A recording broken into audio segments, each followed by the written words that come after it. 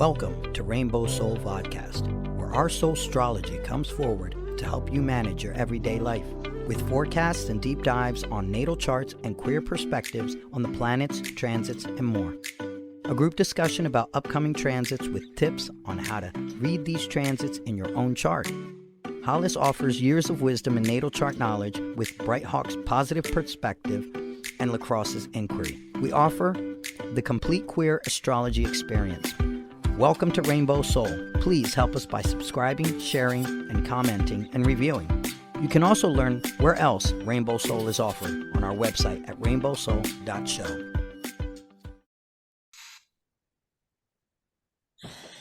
Hey, this is Hollis at Rainbow Soul Soulstrology Forecast. Welcome.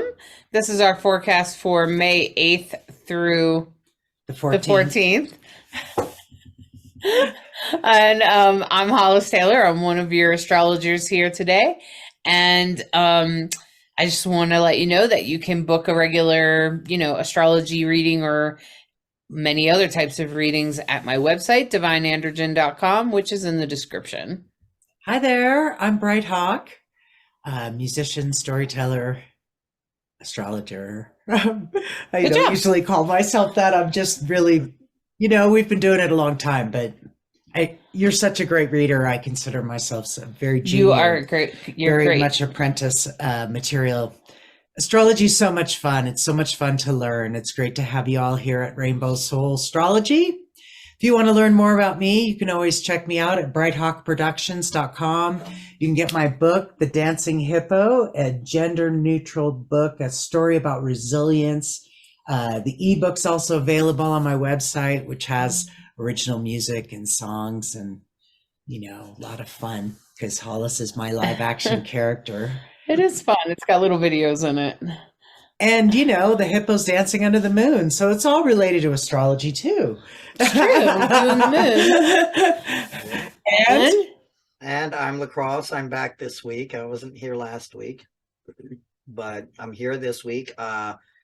Jack of all trades, avid learner. I'm trying to learn. I also have a couple of books. I think I have 3 out now, color journals, learning tarot. So they should be in the description. And you can find me on Facebook, Instagram, and TikTok as soon as I really get that up and running. I have it there, but haven't really. Maybe it'd go away before you have to.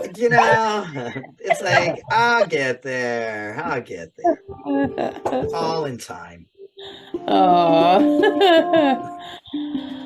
All right, my friends. I welcome you to take a few deep breaths. Let's get centered before we get into our forecast.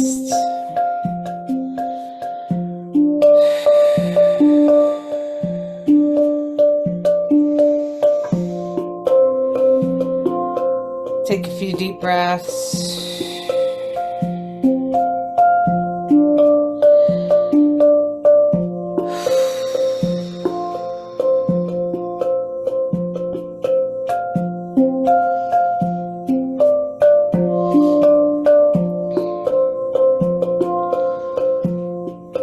Take a moment to just let go of what no longer serves you.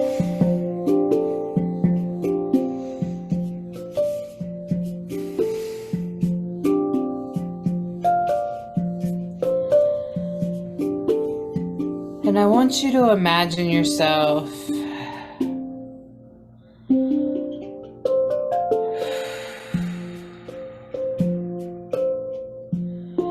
out there under the night sky,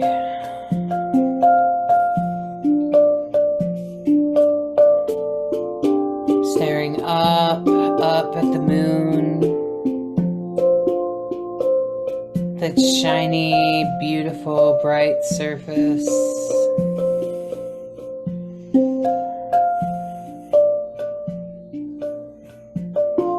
And I just want you to imagine a lunar eclipse in front of you.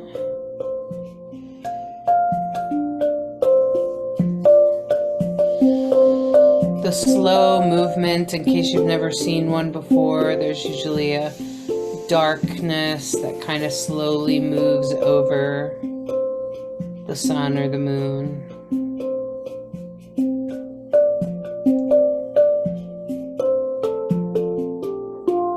And we're just going to let that slowly move in front of us as we watch it.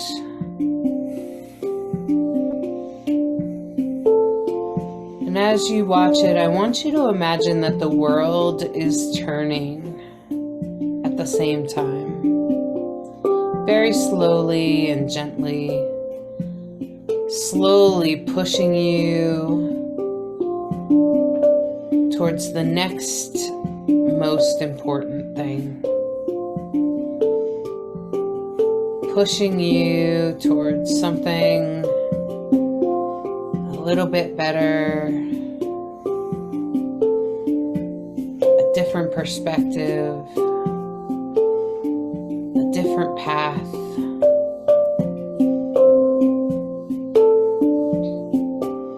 And as you walk along beneath the huge eclipse above you, you are able to morph into exactly what that eclipse wants you to change into. And at this point, you probably know what that is. You can imagine yourself walking along, becoming more and more of what Spirit wants you to do. More and more of what the universe is asking you to do. And as you begin to step into that newest manifestation of yourself, you begin to recognize your strength, your talents, your resilience.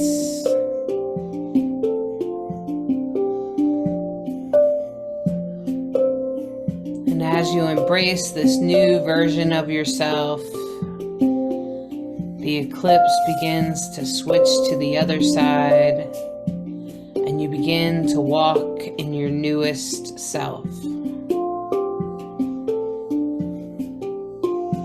And as you proceed forward as your newest self,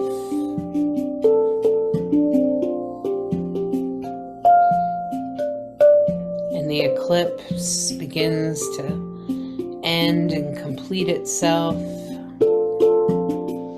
you recognize that it was all for something. That even the hard moments were for something. They were leading you here to this new self, this new way, this new way of being.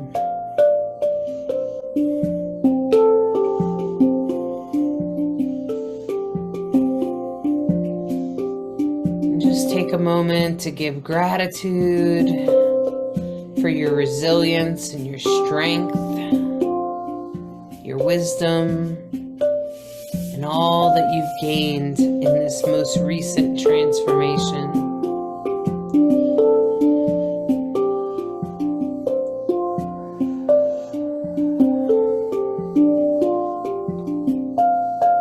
Be grateful for your resilience.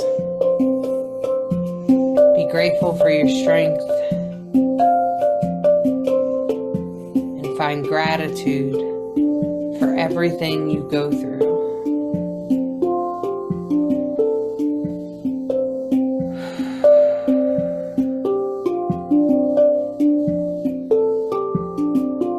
We are all learning all of the time.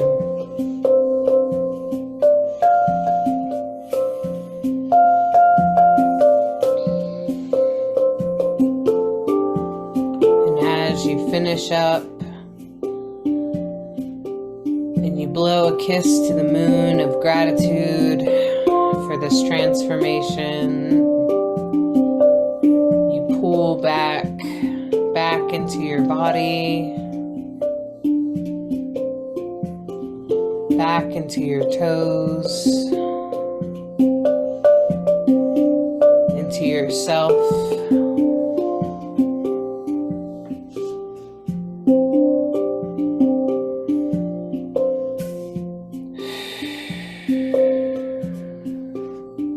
And wiggle your toes.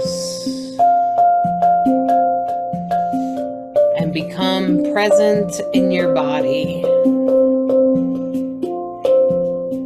In the here and now.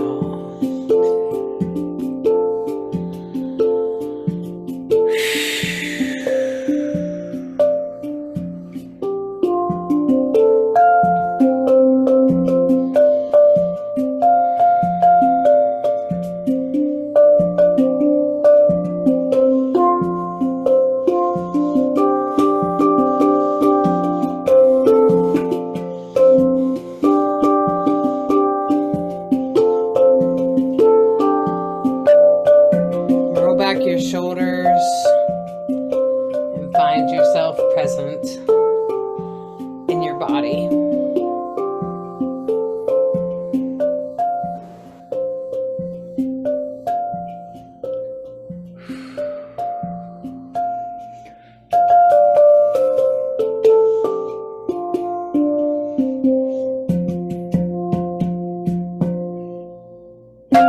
Woo! Good job, Bright Hawk. Thank you. Always a pleasure. Thank you very much. Oh, boy. Eclipse season. At Remember, this, at this point, you're probably walking in your new self. for sure. Because eclipse season, we talk about eclipse season, we always talk about the 2 weeks before, then the first eclipse, which in this case was the solar eclipse at 29 degrees Aries, then 2 weeks, then the full moon, another eclipse, this time the lunar eclipse, then 2 more weeks, which is the time we're in right now. So we're still in eclipse season, and that was a beautiful meditation. But we're coming up to the end. So that feels kind of good. Yeah, so the sort of the new cycle, the new Right. energy. Mm-hmm. Yeah. So usually eclipses have some sort of transformations for people, changes that they've had to make. I know I personally have made some changes. I've had to figure out some new ways of thinking about things and doing things. And I know others around me have too. And I noticed that like on May 8th, first I was like, oh man, there is a lot of oppositions. So, you know, like the actual eclipse was back on the 5th though, right? May 5th? Yeah. Yeah, okay. So we're on the other side of the full moon. It's a waning gibbous moon. The moon is in Sagittarius. So when the moon's in Sag, we know that it sparkles, right? Because Sag sparkles, right? So the moon in Sagittarius, to just start things off for the week, we'll just go there.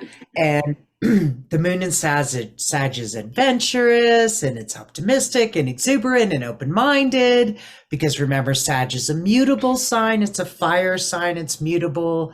So, you know, it can be very sincere, but changeable. You know what I mean? And in some respects, on the shadow side of a moon in Sag, there's that restlessness, tendency maybe to be irresponsible or careless, or, you know, overcommit or whatever, you know, not be solid that way. That can be the shadow side of Sag. But basically the key word for moon in Sag is sparkles. Moon sparkles in Sagittarius.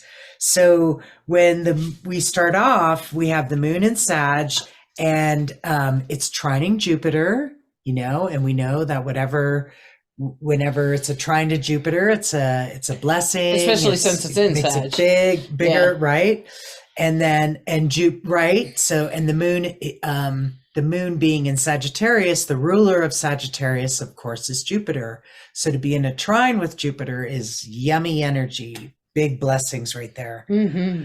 The challenge energy is that square to Neptune, which can always be the, you know, challenging your, it's healthy to question your beliefs and do you have all the information that you need. There's a lot of oppositions. The moon is opposing Venus. It's opposing, I guess it doesn't matter. Yeah, I listed the oppositions. Yeah. I listed the oppositions here. Neptune and Ceres in opposition with each other. Neptune's about visions, delusions, dreams. Ceres is about taking care of yourself. This is also, so for the psychics out there that might be listening, psychic mediums, you might want to make sure you're taking care of yourself. If you're not taking care of yourself, your readings won't go well. Okay. You'll have a lot of struggles in your readings.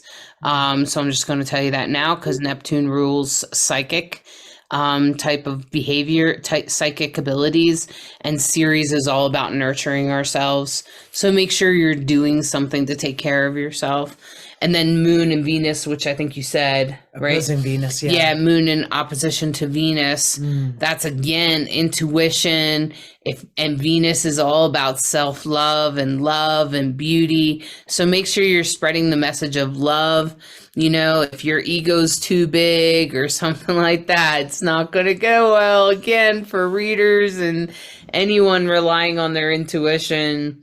I'm just like, oh boy. So be aware of your ego, be aware of your self-love, be paying attention to that, especially. And then, of course, the South Node is in opposition to Mercury, which is retrograde. So, you might be finding yourself thinking or reviewing the way you've seen things in the past. I know for myself, I had to review something from a doctor in this eclipse, but at the same time, I also had to say, well, but the doctor did come at me in an abusive way. That was no question of that. It wasn't so much his message as much as it was his approach, his bedside manner, right? So, and I chose to go to a different doctor. Therefore, it took me longer to get this, to get this aligned with my doctors. But but I'm still reviewing. Could I have done that differently? Could I have thought about that differently? Could I have approached that differently? So if you find yourself doing that, that's that Mercury retrograde asking you to review and edit. And within an opposition to the South Node in Scorpio, it's asking you to change, to learn. You can't go back and change what you already did, but you can learn from it, and but there's those crosses, those oppositions, but there's a beautiful kite forming there. Yeah, you can see there's a kite forming, yeah. Yeah. Yeah. And so that this is all on the 8th. Now this kite is going to get stronger through the week, and we'll talk a little bit more about it in just a moment. I do want to point out the Gemini and the South Node in conjunct. So this is normally like two parts of your life that don't normally come together, but they may be creating a little bit of distress for some reason. And Juno and Gemini, I'm thinking like commitments that were broken. Maybe an ex comes back. I don't know. But, like that's right away what I'm thinking. You have to deal with an ex, or there's some reason you have to deal with your ex, or you have to deal with somebody's dishonesty or somebody being less than loyal, those kinds of things. The Juno in conjunct South Node, it's from where you came from, so it's something in the past, or somebody related to your past. So I'm just going to point that out. That's something that could be kind of challenging. You can see that's kind of a dark red line there, going from the top to the bottom there. There are some squares, the moon squaring Neptune. I think you mentioned that. Yep. Yeah, the moon squaring Neptune. And I mentioned how it's also squaring Ceres. And it will square Chiron the next day. Oh, does it? Oh, yeah. Boy. Yeah. So, you just want to be taking care of yourself. Pay attention. Yeah, that seems to be the theme, is is your health is important. Morning practice is a really good way to ground yourself. Instead of grabbing the phone, grab your yoga mat or take, there's a million meditations that are free online that you could, whatever works for you, or gratitude journal. You're worth it. Take the 5 to 20 minutes it takes to center yourself in your day, and it'll go a lot better. Yeah. So are we on the ninth now? Mm-hmm. So This is the ninth, yeah, the moon moves into Capricorn. So literally, like almost every other day, the moon is void. Oh. So like even on the 8th, it was a void moon in Sagittarius because it's the last part of it. So tell them what the void means again. So when the moon, it's past the ecliptic of the sun, the moon, we call it a void moon. And when it's a void moon, it's a weaker moon. It's not as strong. So it goes into a sign, it starts off strong, and then it kind of wanes. Okay, and we're literally in a waning moon energy. Okay. So I guess it all makes sense that way. Mm-hmm. So the moon moves into Capricorn, and we know that Capricorn is, earthy and grounded and cool. And when the moon goes into Capricorn, we think of the moon as emotional, and we think of Capricorn as unemotional. So it's a cool moon. It can be determined, responsible, disciplined, patient, committed. On the shadow side or on the darker side, the harder side can be rigid, can be pessimistic, can be opinionated, can be materialistic. Capricorn is usually very good in business. I think of that. So, that's the moon in Capricorn. And you have, we already talked about the square to Chiron. Blessings, where it gets in, and there's not a huge amount of aspects on Tuesday, but there's a trine to Uranus and a trine to Mercury. But the kite is going to get so much stronger, okay? This is like, the kite is going to get intense. It does not necessarily involve the moon, so that's okay though. But it does involve some pretty important planets like Venus, which is about love and self-love and the love you give, as well as Mercury in the North Node, and Saturn and the South Node. So all of those things are in good aspects with each other. So how do you ride the kite? That's what I always call it, riding the kite, because if you don't light up all those points, it's not going to happen for you. Okay. Mm. And so people sometimes like, well, might have been a kite, but I didn't, that's because you have to light up your points. Okay. So you want to make sure that you're applying love to everything you do. You want to make sure that you're staying in an act of love, especially traditional or commitment love, with it in Cancer, Venus in Cancer.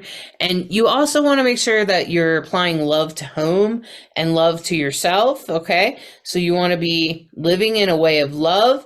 You want to be transforming the where you came from. So don't be afraid to change things, because the South Node is in Scorpio, and Saturn in Pisces is also asking you, because Pisces is very watery and Saturn is very solid, and it's kind of like asking you to rebuild rocks under the water.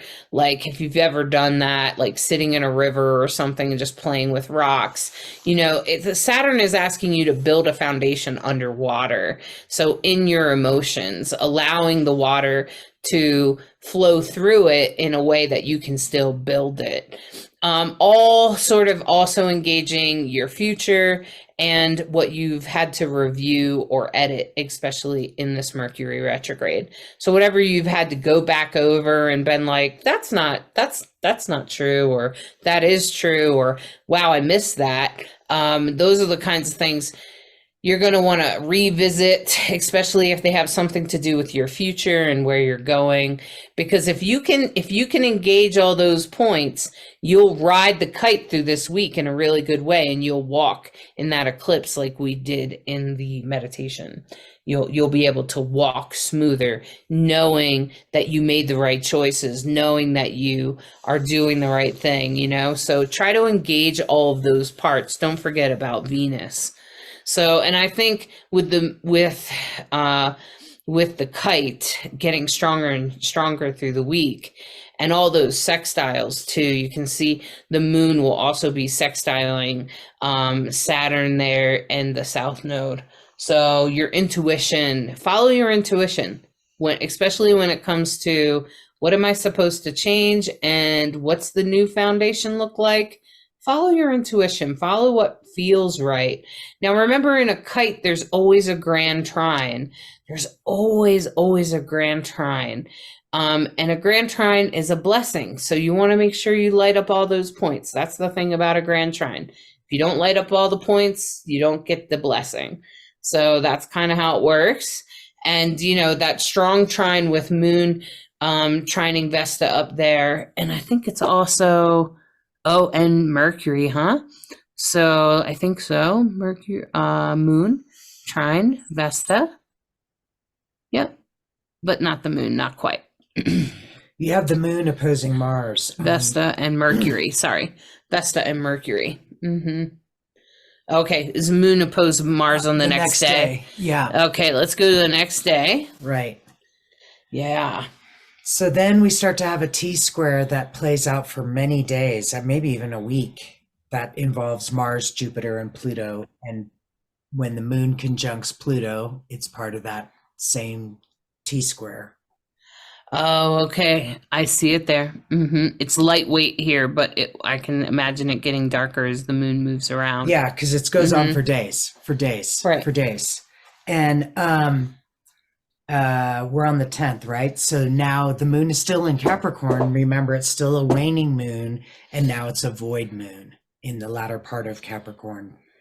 It's in a sextile to Neptune, so that has a nice aspect. It's conjunct Pluto, so amplifying the Pluto energy. And, Pluto is now retrograde, right on, dancing on the line of between Aquarius and Capricorn. And then it's squaring Jupiter. And then you're going to see that moon Mars opposition. Yeah, I noticed that forms that the base of the T-square. And the moon and Pluto are conjunct there. Right, exactly. So they'll be conjunct around the 10th. And so since the moon is sextiling Neptune, I want to say to the readers listening to this, to psychic readers listening to this, that's a good day to do readings, but I want to give you a heads up about the energy of the day. So you're probably going to do some pretty intense readings, okay? This is when people are going to come to you about really intense things, okay? Especially mediums getting stuff like suicides and stuff like that, or people feeling that kind of stuff. You want to, so just be prepared. Take good care of yourself. Make sure you do your self-care so you're prepared for an intense day. So it'll be a good day to do readings. It's a good day. You'll be able to follow through as long as you take care of yourself. Yeah, but the moon is conjunct to Pluto, and that tells me right away that it's going to be an intense day. For sure. And the sun is also trining the moon. Nice. Yeah. So the sun trining the moon, I feel like that's a nice blessing. Although being the moon and Pluto being in opposition to Mars already makes me feel like there's going to be like maybe some opposition, or maybe some people wanting to start arguments. But then there's going to be Lilith with this strong sense of independence, or I'm going to do it my way, and Vesta. So, don't they say Pluto is the higher octane of Mars? Yeah, they both rule Scorpio. And then that T-square points to Jupiter. So right. I'm a little concerned about the intensity of it. Yeah, that could be pretty intense depending on what you have there. That's why I'm pointing that out. That's exactly why I'm talking about that. Yeah. And I also get that this affects everyone. And so this one feels also like it could be at a, big news day kind of thing, a big something in the headlines, like worldwide, might not be personal, might be more global. I don't know. It could be both. I'm glad to see the sun trine moon because it feels like it balances out the intensity of that T square. And that, like I said, that T square goes on for days because Mars, Pluto, and Jupiter, barely any movement there. So the moon will move away from Pluto, but the other three will stay there, and it goes on for a while. So the interesting thing on that day is that there's still a kite and there's still a mystic rectangle. yeah, You see the mystic rectangle is there. Yeah. It's the blue rectangle it's that you can pretty kind easy of to make spot. out. It's Yeah. pretty strong. It involves the moon and Pluto Neptune. and Ceres and Lilith and Mars over there because they're conjunct, and Neptune. So that tells me that whatever happens on this day is meant to happen. Yep. So even if it's hard, even if it's an argument and you're like, gosh, shit, just know that whatever it was on the 10th is supposed to happen. Yeah. Something about it is supposed to help resolve things or help you through things or somehow. Yeah. Yeah. Action will occur. Yeah, some sort of Some something. kind of action will occur. Something will come of it. Okay. Yeah. So then the moon moves into Aquarius on the 11th. And of course, the moon in Aquarius is a really favorable, because Aquarius is a favorable sign for the moon. It's sensitive, it's perceptive. Meet that with the moon. That's also intuitive. Boy, talk about a great day for readings when the moon goes into Aquarius, right? Yep, it's a great day. It's still conjunct Pluto retrograde, so don't be surprised if you get intense medium readings. Yeah. So the moon in Aquarius can be idealistic, it's rational, creative, it's tolerant. When we think of Aquarius, we think of the humanitarian. The challenge with Aquarian moon can be unpredictable, contrarian, aloof, fixed opinion, because remember it's a fixed sign, tactless. But we like to think of the moon in Aquarius as favorable and logic with a humanitarian heart. So that can be really good for you guys that are doing readings. And we have a sextile to Jupiter and a square to Uranus. On the 12th. Okay. And it's the last quarter of this moon. Well, on the 11th here, there's going to be that kite. If you have engaged your kite, you can fly right through this. Okay. So I just want to let you know, because that kite, you can see how it's getting stronger. Those trines are getting darker. The lines are getting darker. That's because the kite is becoming like a tighter orb or whatever. Okay. And so somehow they're becoming a stronger alignment. So be engaged in your self-love and rebuilding the way things are, figuring out new ways to do things and transforming yourself. That'll really, really, really, really help.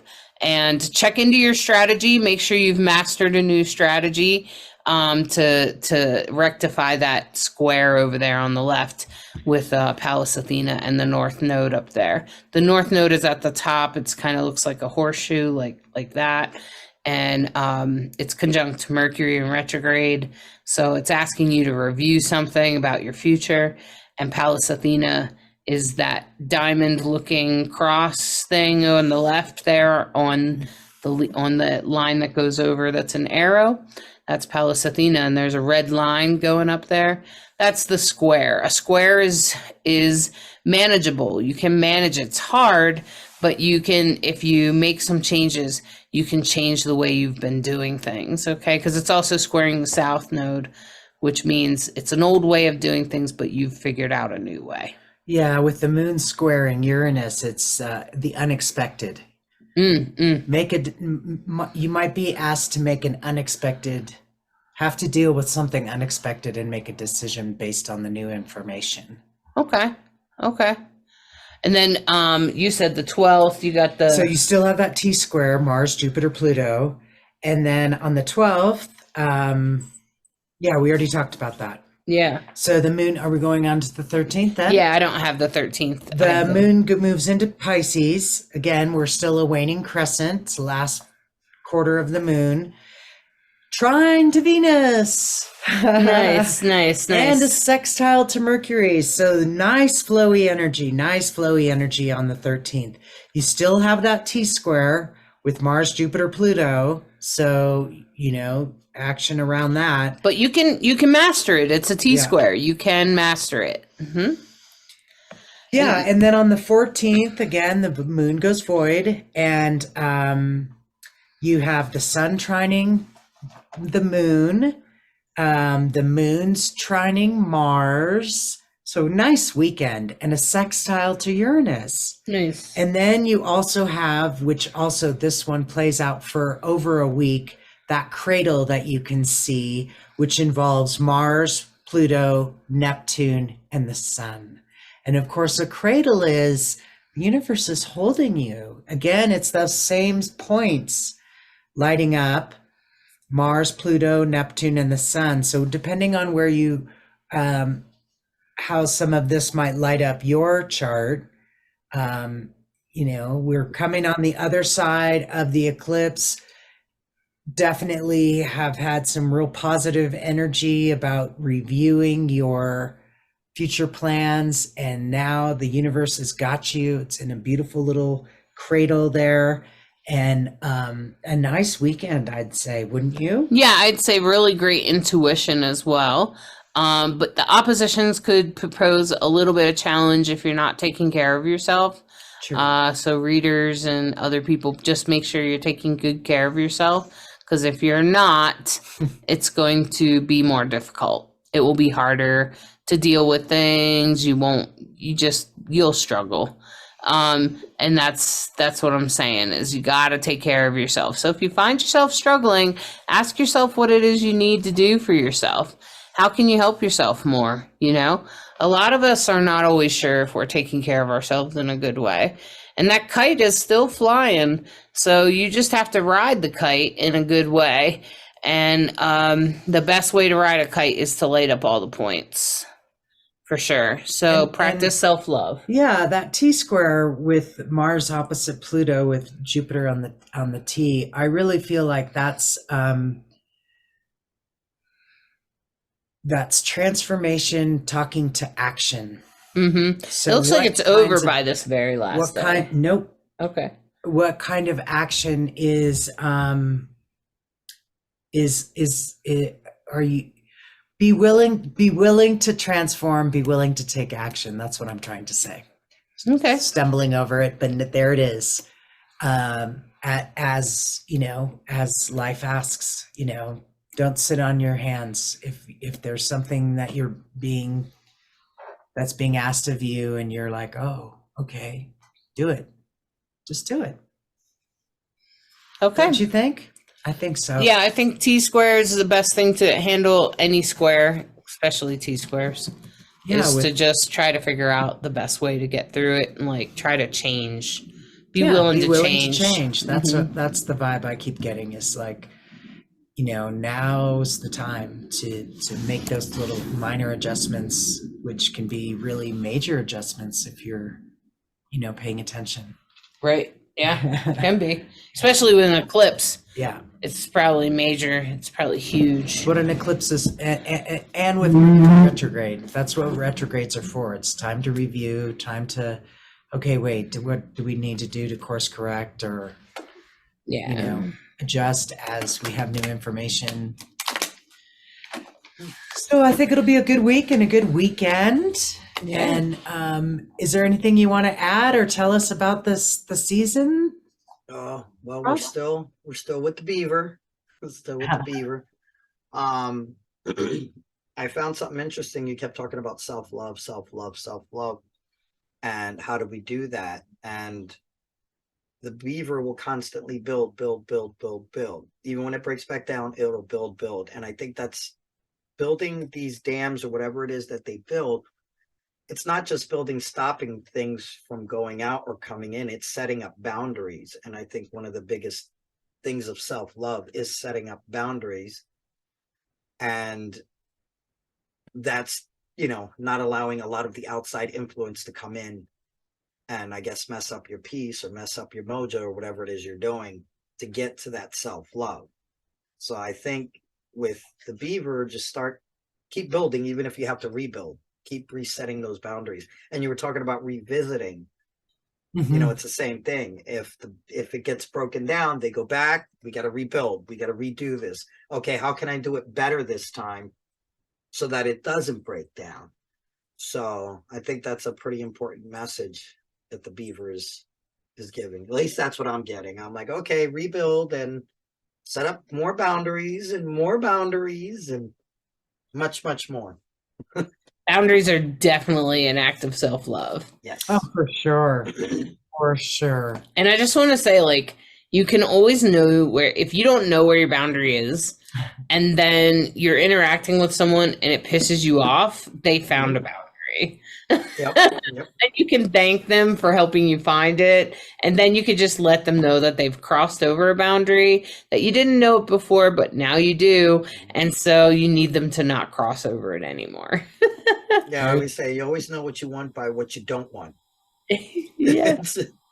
Pretty fast way to get there. Yeah. See, I don't like it. Nope, boundary. Yeah. I find that boundaries are a beautiful act of self-love. For sure. So, all right, my friends, I'm going to try to pull 3 cards here. And these 3 cards, please, I'll try to read them to the best of my ability. This is the Pride deck. So please just take what you like and leave the rest, okay? And this first card is all about love and commitment. This is the 4 of Wands. I'm pretty sure traditionally this is a commitment card, all about love and marriage, and you can see this beautiful couple in love with each other and committing to each other in this beautiful display. I appreciate that it's a very tall woman and a shorter masculine person, and I just feel like it's like a trans woman and a non-binary person or something like that in this image. But that's beautiful, right? And it's all about the fruitfulness and the beauty, like the grapes and the flowers, right? It's all about the beauty of commitment and love, and the commitment that we show each other and the loyalty that we show each other. And then this is the now, which is about balancing through chaos. If you take a look down there at the bottom, it looks like a little protest, you got the crazy Christians on the one side, and you got the peacekeeping hippies on the other side, with rainbows and peace signs and transgender signs, and then you got the crazy Christians on the other side, right? And you got this non-binary person balancing on infinity, because the light always wins. In case you didn't know, it does. And this person is balancing with their, with their beautiful heels on, and they look very graceful in this. They're balancing their resources to the best of their ability in a really good way, and they're doing it in like a fabulous way, right? And that's what this is. This is a reminder of how beautiful you are and how able you are to balance even when shit is in chaos, right? It's down here. So even when stuff is going crazy, you're able to balance, okay? And going forward, this is all about honoring yourself, honoring your power, stepping into your power. So Spirit may be asking you, especially right now with the eclipse, it's going to be asking you to step into your power, my friend. Step in and take your power, step up, do what you're supposed to do, because that's what this is all about, okay? This is all about stepping up and honoring your power. And this beautiful cat person is very much stepping into their power.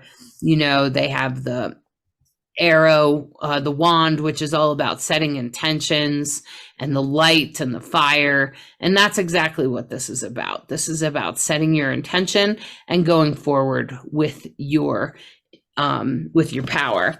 So remember, my friends, remember your commitment and your love to others and how important that is to you and how beautiful it is.